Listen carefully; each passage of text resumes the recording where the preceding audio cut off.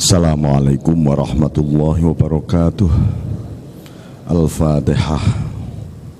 Bismillahirrahmanirrahim. Alhamdulillahi rabbil alamin wa bihi nasta'inu ala umurid dunya waddin. Allahumma salli ala sayyidina Muhammadin abdika wa nabiyyika wa rasulika an-nabiyil ummi wa ala alihi wa sahbihi wa sallim tasliman biqadri 'azamati dzatika fi kulli waqtin wa hin. Amma ba'd. Qala al-muallif rahimahullah ta'ala wa nafa'ana bi ulumihi wa amaddana bi barakatihi fid darin amin. La tashab man la yunhiduka haluhu wa la yadulluka 'ala Allahi maqaluhu. Rubbama kunta musian fa arakal ihsana minka suhbatuk ila man huwa aswa'u halan minka. La tashab, janganlah anda.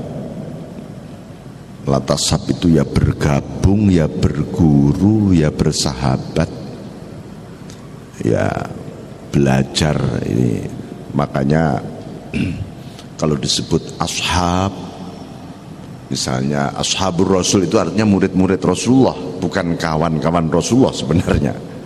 Ashab itu sahabat, itu ashabus syafi'i misalnya, itu artinya murid-murid Imam Syafi'i, bukan kawannya Imam Syafi'i, bukan.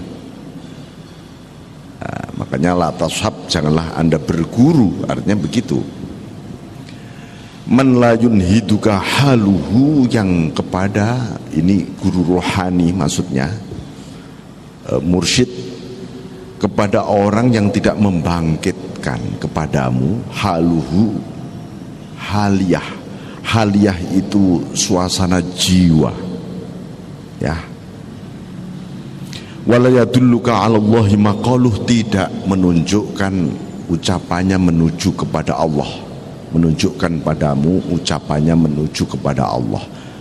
Hal ini gambaran mengenai wilayah hakikat, maqal ini wilayah syariat.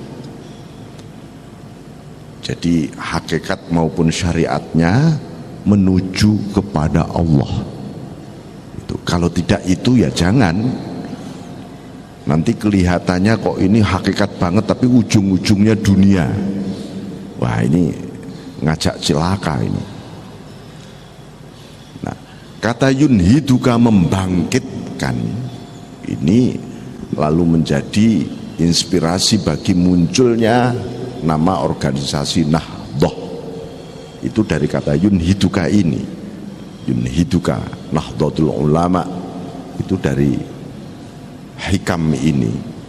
Jadi apa yang diinginkan oleh para ulama dulu, bagaimana para ulama itu diorganisir supaya para ulama itu membangkitkan umat ini, lahir maupun batinnya menuju kepada Allah. Itu tugas para ulama. Memang itu sebenarnya. Nah, karakteristiknya seperti apa yang membangkitkan dirimu menuju kepada Allah itu, Syekh Ibnu Ajibah memberikan syarah, alladzi yunhiduka haluhu walladzi idza ra'aitahu dzakartallah. Anda melihat dia saja, rasanya saya kepingin berzikir. Jadi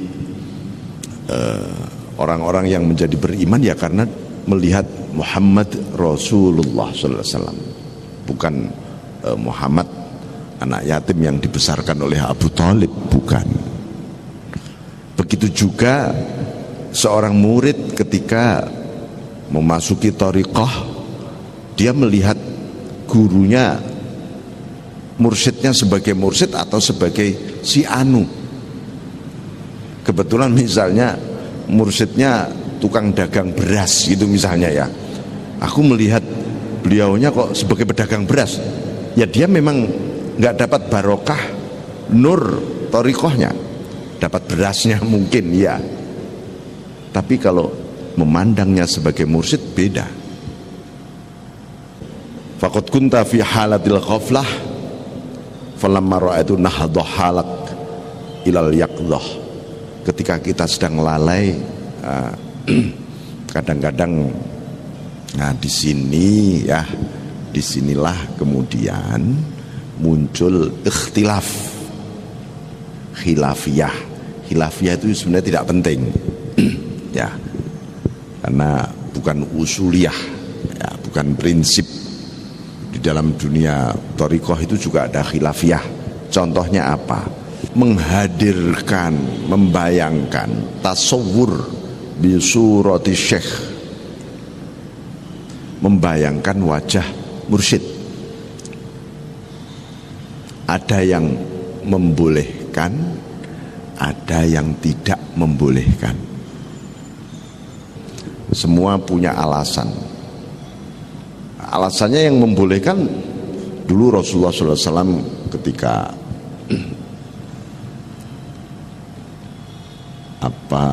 ada ahli maksiat datang kepada Nabi, Nabi saya ini mau tobat, tapi tolong satu maksiat saya ini deh, saya nggak bisa meninggalkan ini. Apa? Main perempuan Nabi. Gitu. Saya nggak bisa meninggalkan satu ini. Gitu. Kata Nabi, ya sudah nggak apa-apa. Katanya, tapi kalau kamu mau main perempuan, ingat saya ya. Lah itu loh, ingat saya. Gitu. Wah ya seneng ini. Semua mau limo ditinggalkan kecuali yang satu ini tadi, madonnya ini tadi nggak bisa ditinggalkan. Akhirnya setiap dia mau bermain dengan perempuan, impoten ini orang. Karena mengingat Nabi, dia harus ingat Nabi. Terus begitu akhirnya taubat, dia datang kepada Rasulullah. Nabi saya kalau begitu taubatan nasuha betul. Nah ini dijadikan dalil, mengingat, membayangkan wajah guru itu memiliki barokah tertentu, katanya begitu, berdasarkan hadis ini. Nah, begitu juga berdasarkan kitabnya Ibnu Ajibah ini, idza ra'aitahu, kalau Anda mengingat saja, mau asalnya saya ini dalam kondisi sedang maksiat kok ingat guru saya, berhenti tiba-tiba. Nah, bagi yang tidak membolehkan juga ada dalilnya, gitu loh ya. Apa dalilnya? Dalilnya adalah satu, fa'ainama tuwallu fathamma wajhullah, kemanapun engkau menghadap, wajah Allah yang ada, hanya Allah. Guru sehebat apapun itu makhluk. Nanti kalau akhir hayat kita yang teringat adalah wajah makhluk, ini nanti kata yang ini, yang tidak memperbolehkan ini, itu dianggap kurang husnul khotimah katanya gitu. Yang kedua, lah itu hadis ini kok boleh untuk tindakan preventif, pencegahan. Anda mau maksiat ingat anak, lah nggak jadi, boleh nggak boleh, itu untuk tindakan pencegahan, bukan tindakan untuk usul. Ya semua terserah, sama-sama ada dasarnya ya. Tetapi yang penting bahwa di sini peran, bisa nggak ini tadi orang yang kita jadikan tempat berlabuh ini justru akan membangkitkan rohani kita kepada Allah atau tidak. Hanya itu saja. Rasulullah SAW pernah bersabda, basyiru wa la tunaffiru, berilah kabar gembira dan janganlah mereka malah lari tunggang langgang dari sisimu. Maksudnya apa? Syekh Abdul Hasan Asy-Syadzili beliau mengatakan, kata sallallahu sirrah, basyiru, berilah kabar gembira, maksudlah ajaklah dia menuju kepada Allah, karena Allah lah satu-satunya kabar gembira sebenarnya. Karena selain Allah pasti kabar yang menyedihkan. Wala tunafiru, janganlah dia lari dari Allah, lari menuju dunia malahan. segala problem, masalah, kesedihan, himpitan ini bermula dari selain Allah pasti. Ya, pasti urusannya selain Allah. Nah, makanya harus dilakukan kuantum, satu lompatan spiritual, lompatan rohani, supaya ya Allah, tujuanku ini Engkau Allah. Sampai ini misalnya sedih aja ya, sedih itu karena ada masalah. Ya Allah, tujuanku ini Engkau Allah. Itu pasti akan separuh kesedihan Anda hilang. Nah, apalagi kalau diulang sampai 3 kali, ya semoga malah hilang semuanya sedihnya. Idza takallama akhadha bimajami'il qulub. Ketika dia bicara dari totalitas hatinya. Artinya ucapannya ini ya didahului oleh nur. Anwaruhum sabaqat anwaruhum azkarahum. Nur di hatinya mendahului ucapannya. Ya, nur mendahului ucapannya itu yang bagaimana ya? Ya pokoknya ucapannya itu hanya mewakili apa yang ada di dalam limpahan anugerah dari Allah yang ada di sini ya dikatakan. Maka lalu beliau disebut mereka-mereka ini la yara laumata laim. Ya, tidak pernah peduli dengan cacian orang yang mencaci. Karena apa? Wong ini nuruhu yang sedang melimpah kok. Bismillahirrahmanirrahim. Apa yang disebut wa yadulluka 'alallahi maqaluh, dikatakan bahwa washab man yunhiduka halwa yadulluka 'alallahi maqal fasuhbah fi tariqit tasawuf amrun kabir fi sayri ilallah. Maka berguru, bermursyid di dalam dunia tariqah tasawuf itu amrun kabir, itu perkara tidak mudah. Karena itu saya seringkali menganjurkan nyari guru kalau masih ragu-ragu, istikharah aja dulu ya, di istikharah betul. Nah, jadi nanti juga ada jalannya tiba-tiba. Jangan sampai tidak ada yang bimbing. Rasulullah sehebat itu pun dibimbing oleh Jibril masih. Dulu mursyidnya para malaikat itu manusia ya, asalnya gurunya para malaikat itu manusia. Tetapi ketika Nabi Adam sudah diturunkan ke dunia, blank, gelap, ganti mursyidnya malaikat Jibril, dan kepada para nabi dan selanjutnya wa'allama adamal asma'a kullaha, itu Allah mengajari asma. Asma itu adalah representasi simbol atas sifat. Nah, sifat itu simbol dari zat yang dikenal pertama kali, yang bisa difahami pertama kali oleh manusia, ya pasti nama dulu, asma, simbol. Boleh disebut itu rumus gitu. Karena di dalam asma itu ada rumusnya Allah. Nah, disitulah pertama kali yang diajarkan oleh Allah itu ya nama seluruh makhlukat kauniyat dan nama-nama Allah di balik seluruh makhluk ini, di balik seluruh jagat ini. Disitulah kemudian muncul zikrullah. Nah, thumma araduhum 'alal malaikah, lalu disampaikan itu oleh Adam kepada para malaikat. Ini loh malaikat, kalau kepengen tahu nama-nama Allah itu dan apa zikir yang harus berbunyi di balik nama-nama ini, Nabi Adam. Tapi begitu Nabi Adam blank, di situ juga ada rahasia sampai Allah memerintahkan para malaikat bersujud. Karena posisi Nabi Adam memang lebih hebat sebenarnya. Gitu. Tapi belum jadi nabi waktu itu, ya masih Adam. Nah, jadi ketika di surga Nabi Adam itu masih Adam dan masih belum sempurna ubudiyahnya. Ketika turun di dunia, ubudiyatut ta'rif masih makrifat saja.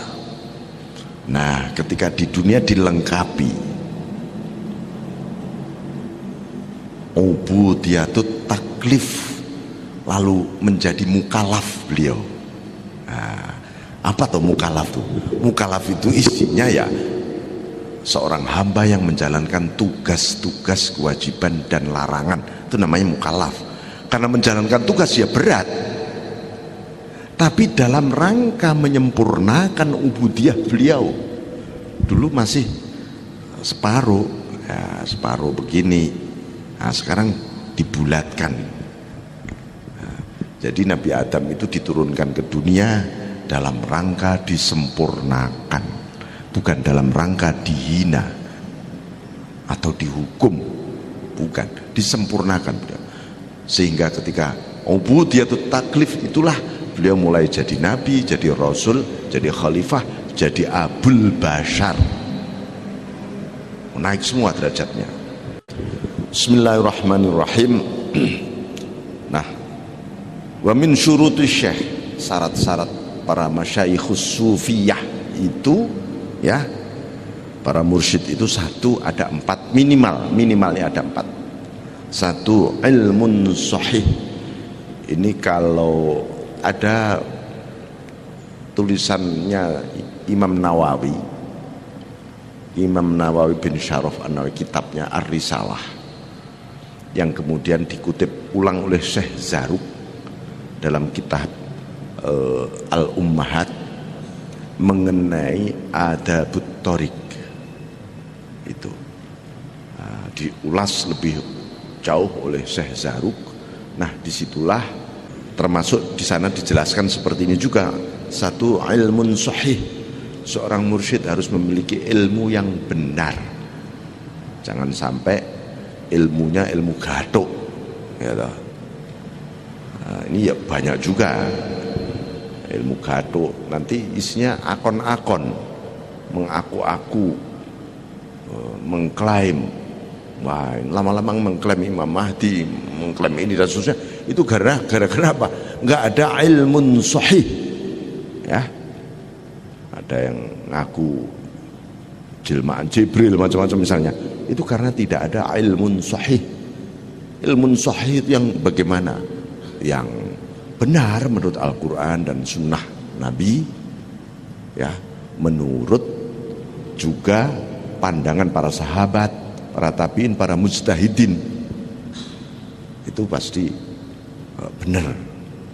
Itu. Yang kedua, wa dzauqun sharih, memiliki dzauq, rasa yang tajam jelas banget. Jadi Rasulullah SAW itu diperintah, kul kullu ya'malu ala syakilatih, katakan Muhammad agar para sahabatmu itu mengamalkan menurut syakilah masing-masing, kemampuan pikirannya, kemampuan rohaninya, kemampuan fisiknya.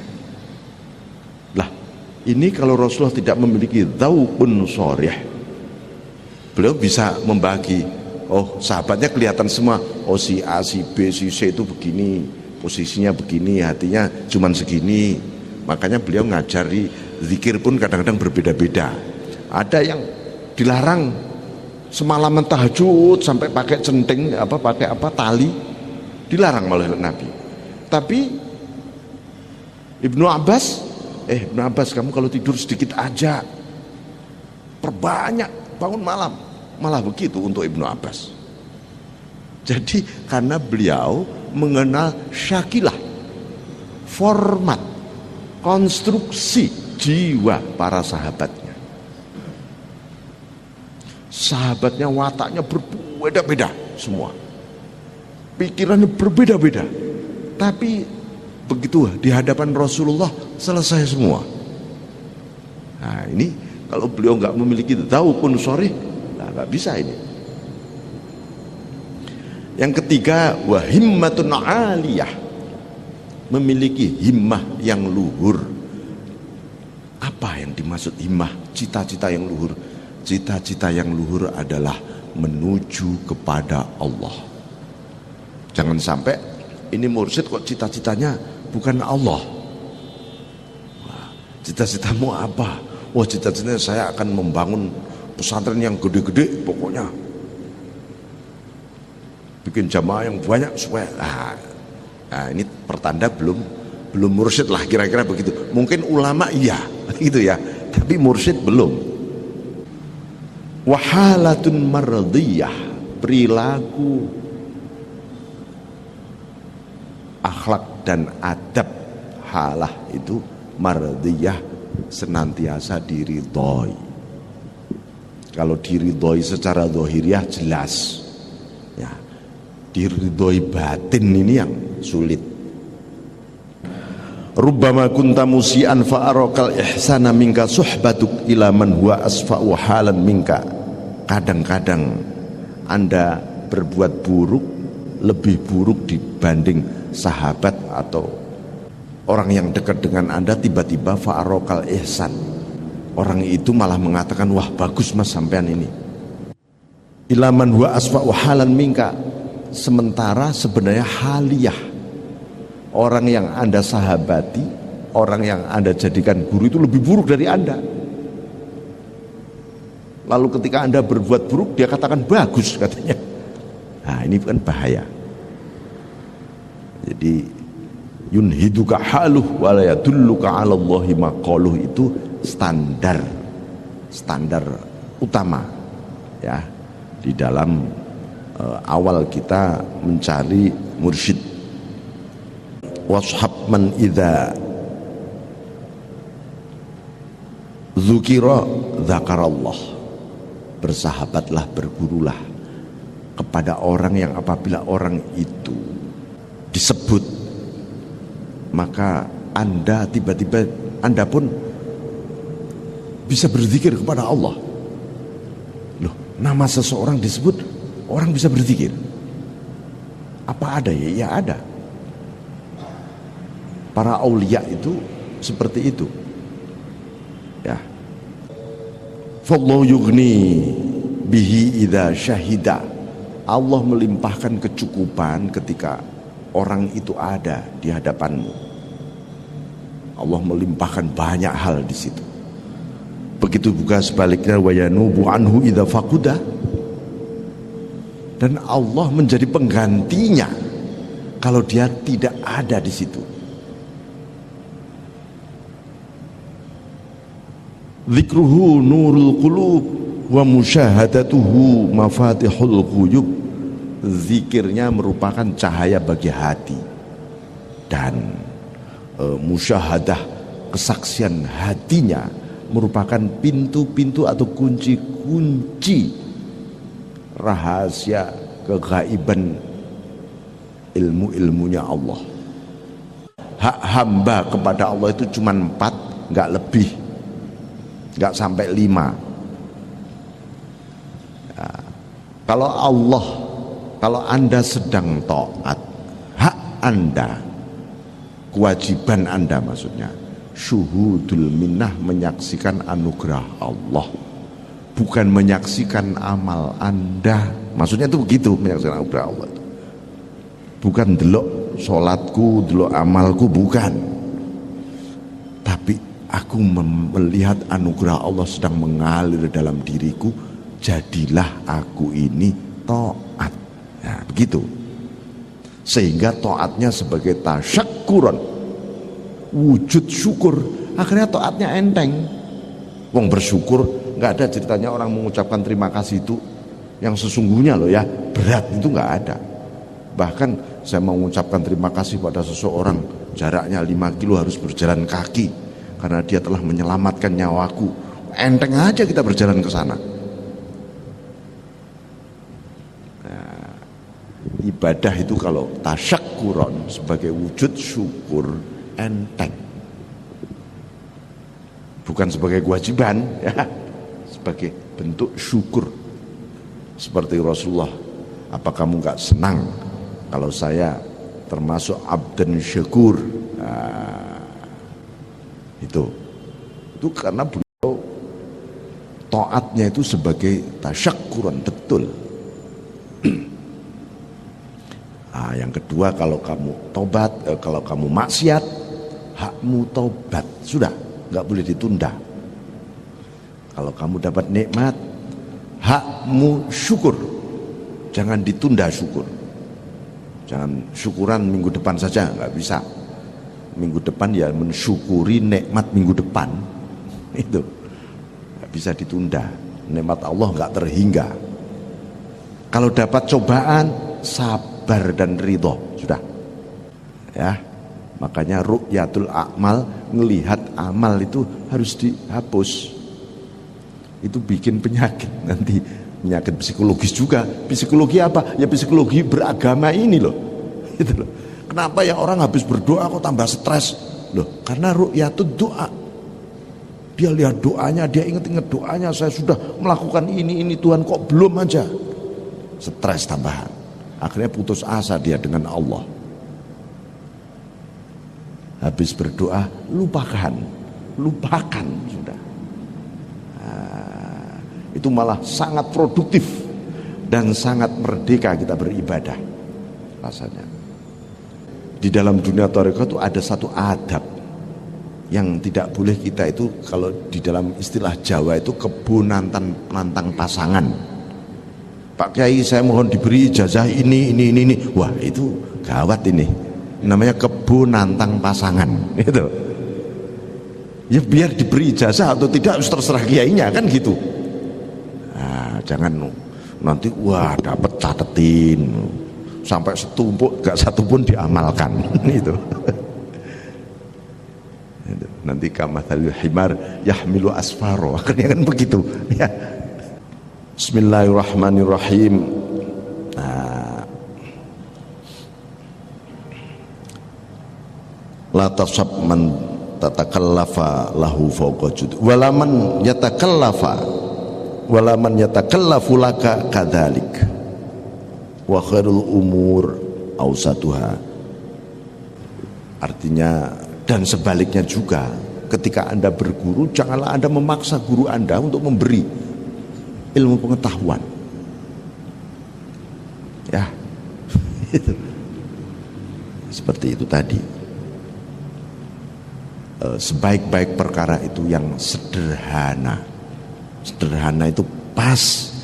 Kalau gelas itu isinya segini ya segini, itu namanya ausat. Enggak gelundangan kosong isinya atau amber.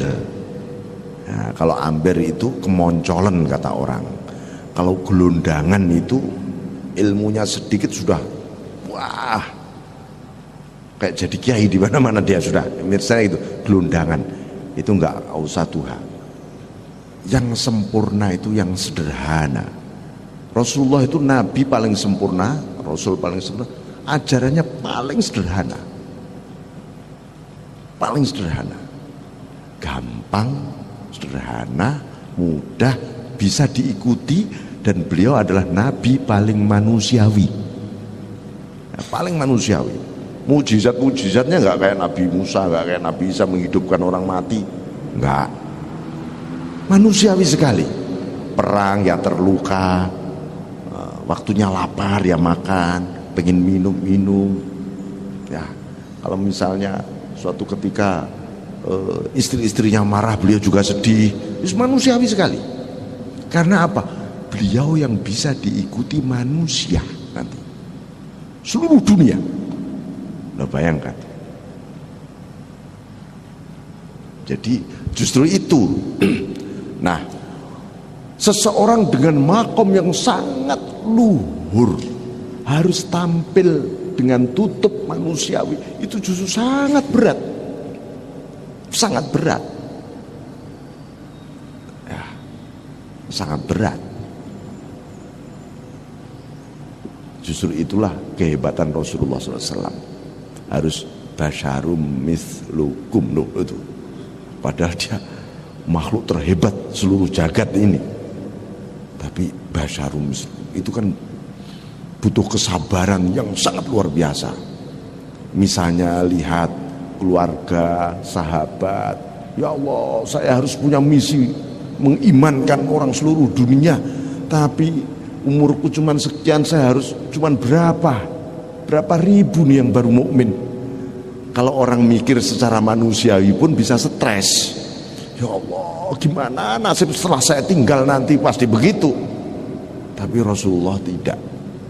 Dengan kesabaran yang luar biasa dikembalikan semua kepada Allah. Bahkan beliau mau wafat pun tidak berwasiat siapa penggantiku, tidak. Coba, saking tawakalnya beliau kepada Allah. Itu loh. Nah, ini kan manusiawi sekali seperti itu. Assalamualaikum warahmatullahi wabarakatuh. Saya mau tanya Ustadz, tentang tadi Ustadz mengatakan Kanjeng Nabi mau meninggal tidak memikir siapa gantinya, dikembalikan kepada saya sebagai orang tua. Dan untuk anak-anak, apakah kita itu memberi wasiat kepada anak-anak itu apa di dalam doa-doa itu apa boleh Ustadz? Itu ya Ustadz. Makasih. Salam. Jadi pemilihan Khalifah Abu Bakar itu bukan karena wasiat Kanjeng Nabi, dipilih secara demokratis kalau menurut sekarang ya. Kemudian pemilihan Khalifah Umar itu atas wasiat Abu Bakar, tapi disepakati oleh para sahabat-sahabat utama. Pemilihan Sayyidina Utsman melalui ahlul halli wal aqd, musyawarah antar. Jadi pemilihan Khulafaur Rasyidin itu berbeda-beda.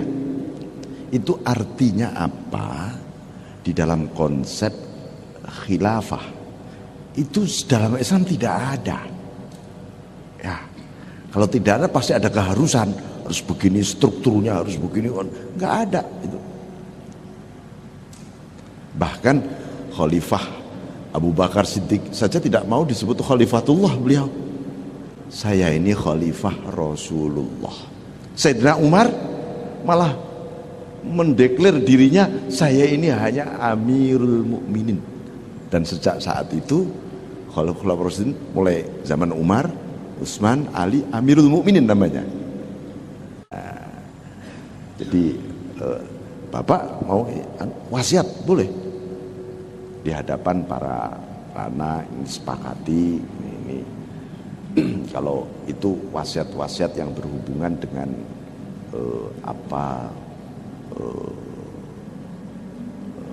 jadi tetap kita meniru Sayyidina Abu Bakar. Siapa yang misalnya yang akan menggantikan kepemimpinan Bapak dari anak Bapak, putra Bapak, minta juga pertimbangan. Sayyidina Umar, Sayyidina Abu Bakar tidak harus kamu, enggak. Ini diminta pertimbangan Sayyidina Utsman, Sayyidina Ali, Sayyidina para tokoh-tokoh di situ.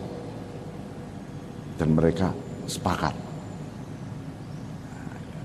Jadi tetapi beliau mewasiatkan satu nama waktu itu begitu. Nah, jadi semuanya kembali kepada masalih, jalbul masalih wa dar'ul mafasid, menarik maslahat dan menghindarkan mafsadah. Teknisnya bagaimana saya silahkan.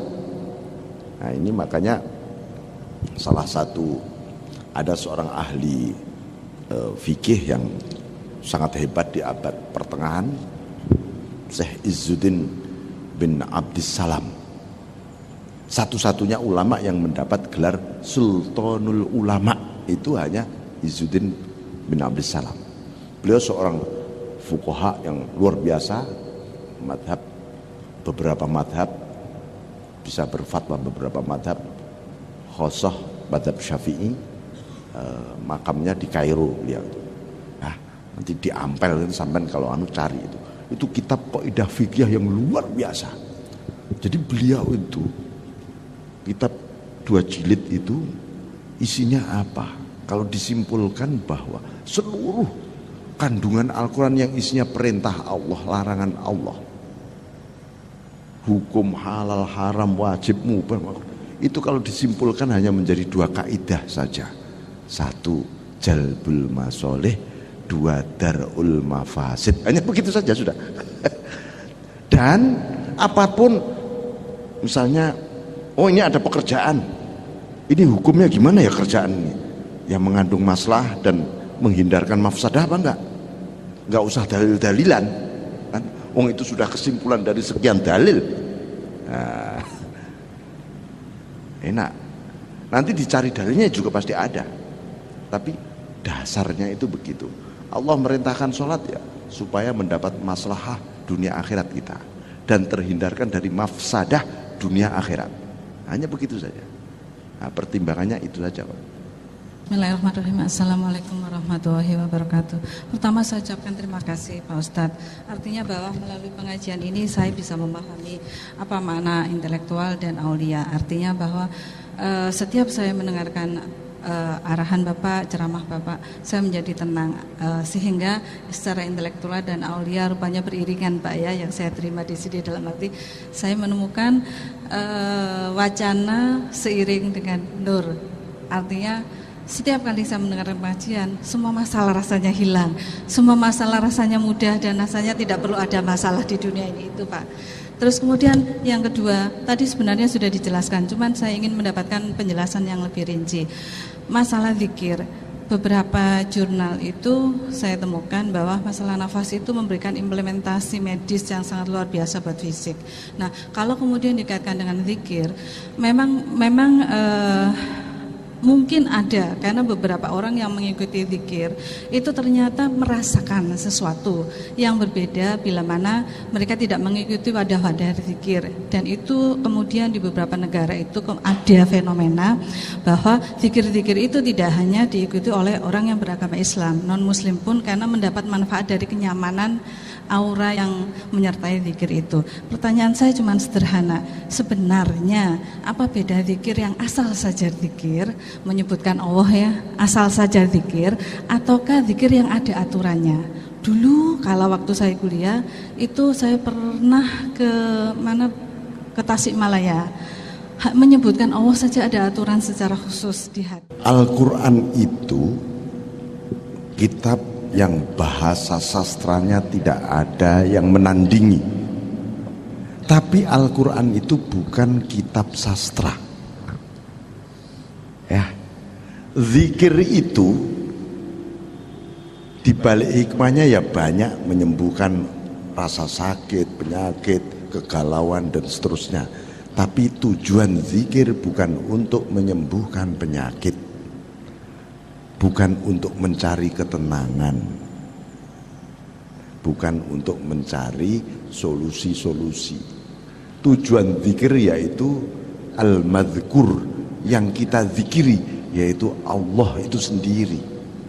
Bahwa di situ ada efek macam-macam, ya itu bukan urusan, bukan tujuan.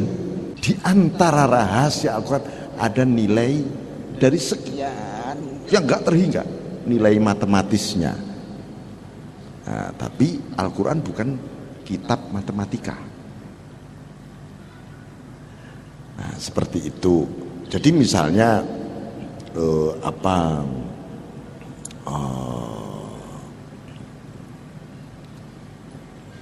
Rasulullah itu mendoakan, ya misalnya mendoakan seseorang, kadang-kadang air, kadang-kadang apa saja, makanan didoakan. Kenapa ya harus didoakan? Kenapa harus kok kadang-kadang pakai media seperti itu? Ya, karena sebenarnya media itu sendiri sudah berzikir. Gitu loh. Ini kan semacam kirim surat Anda melalui ini supaya mudah nyampe. Nah, itu zikir.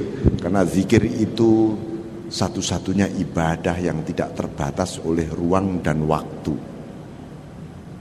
Karena itu zikir tidak bisa dikodok.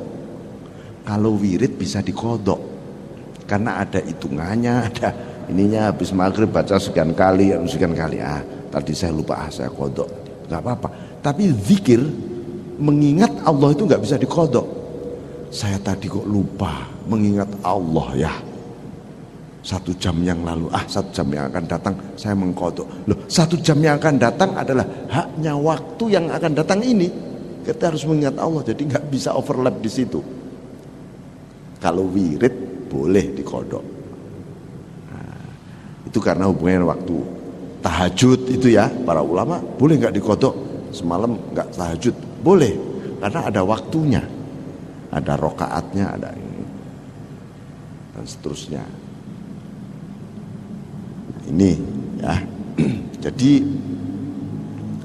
jangan sampai kita itu ilmu pengetahuan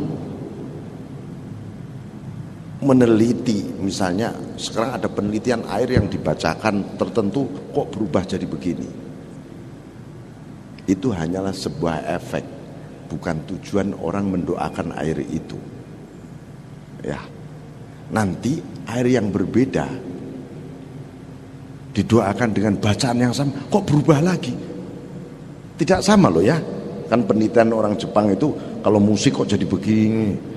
Coba suatu ketika suruh baca doa yang sama dengan waktu yang berbeda, berbeda lagi. Karena apa? Ini yang dijawab oleh Imam Junaid al-Baghdadi ketika hari itu beberapa orang datang, pertanyaannya sama, jawabannya berbeda semua. Pertanyaan sama, ada tamu datang, bertanya soal itu, jawabannya berbeda. Tanya lagi, sampai muridnya itu heran. Guru, ini gimana sih guru? Ini pertanyaannya itu lagi, tapi jawaban Anda kok berbeda? Apa jawaban? Al-jawab ala qadris sa'il la ala qadril masail. Jawaban itu diberikan menurut kadar penanya, bukan kadar pertanyaannya. Pertanyaannya sama kadarnya, penanyanya berbeda-beda. Oh ya, tak jawab berbeda gitu. Nah itu Bu ya. Jadi belum tentu saya membaca Fatihah terus saya tiupin di sini, saya baca Fatihah lagi saya tiupin, kemudian dipotret pakai teknologi lalu gambarnya pasti sama. Tidak. Ini baca ini rodo ikhlas, iki rapate ikhlas beda ya toh. Jadi saya kira demikian. Saya mohon maaf, walafu minkum, wallahu muwaffiq lakum. Assalamualaikum warahmatullahi wabarakatuh.